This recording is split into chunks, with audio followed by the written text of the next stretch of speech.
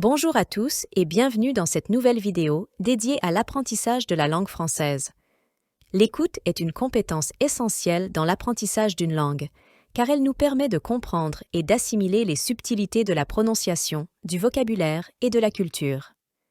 Dans cette vidéo, nous vous proposons une expérience d'écoute enrichissante. Que vous soyez étudiant en français, curieux d'enrichir votre vocabulaire ou simplement intéressé par la santé oculaire, cette vidéo est faite pour vous. Alors, préparez-vous à écouter attentivement, à apprendre de nouveaux mots et expressions en français et à tester vos connaissances avec nos exercices interactifs.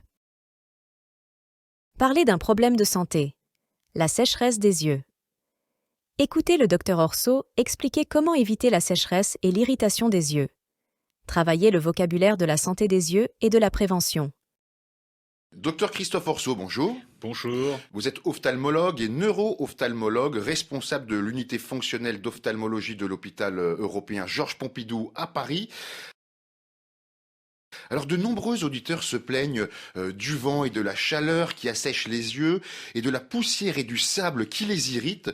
Que peut-on faire très concrètement pour éviter ces désagréments? D'abord, porter éventuellement des lunettes. Ça protège du soleil, mais ça protège aussi du vent, parce que le vent va assécher l'œil, va faire évaporer les larmes. Du sable ou de la poussière va rentrer dans l'œil. Et quand on a des substances comme ça qui viennent irriter, quand les larmes ont disparu, la cornée s'irrite, donc on a l'œil qui gratte, qui pique, la lumière qui peut gêner. Ce qu'il faut faire, c'est laver les yeux avec de l'eau stérile, de l'eau bouillie, ou au mieux avec des solutions adaptées pour le lavage oculaire, qui sont riches en sodium, qui permettent d'être à la même concentration que les larmes. Et puis, il faut mettre des larmes artificielles, au mieux plutôt épaisses, des gels qui vont tenir plus longtemps au niveau de l'œil. Et il ne faut pas hésiter à en remettre 3, 4, 6 fois par jour en fonction de la gêne ressentie. Quels sont les signes qui doivent nous alerter?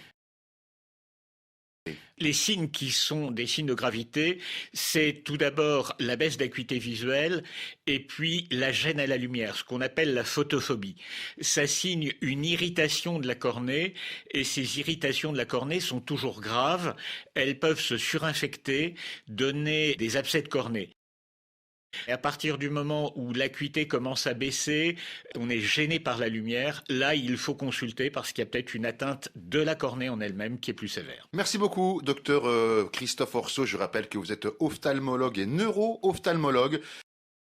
Après avoir écouté la conversation, vous allez faire des activités pour tester vos connaissances sur les différentes spécialités médicales.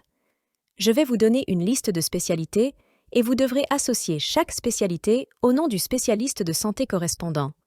Voici les spécialités médicales: dermatologue, rhumatologue, neurologue, ophtalmologue, gastro-entérologue, otorhinolaryngologue. Une fois que vous avez terminé, vous pouvez revenir à la vidéo pour vérifier vos réponses avec le corrigé. Assurez-vous de ne pas regarder le corrigé avant d'avoir fait votre propre tentative.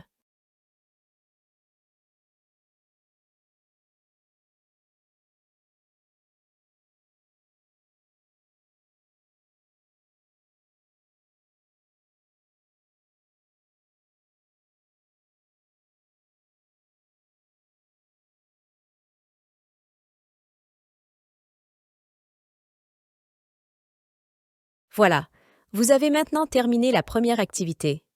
Maintenant, j'aimerais vous encourager à poursuivre votre apprentissage en réalisant les autres activités qui accompagnent cette vidéo. N'hésitez pas à vous aider de l'écoute de la conversation si jamais vous rencontrez des difficultés pour répondre à une question. Faites preuve de persévérance. Je vous souhaite bonne chance et bon travail dans la réalisation de ces activités.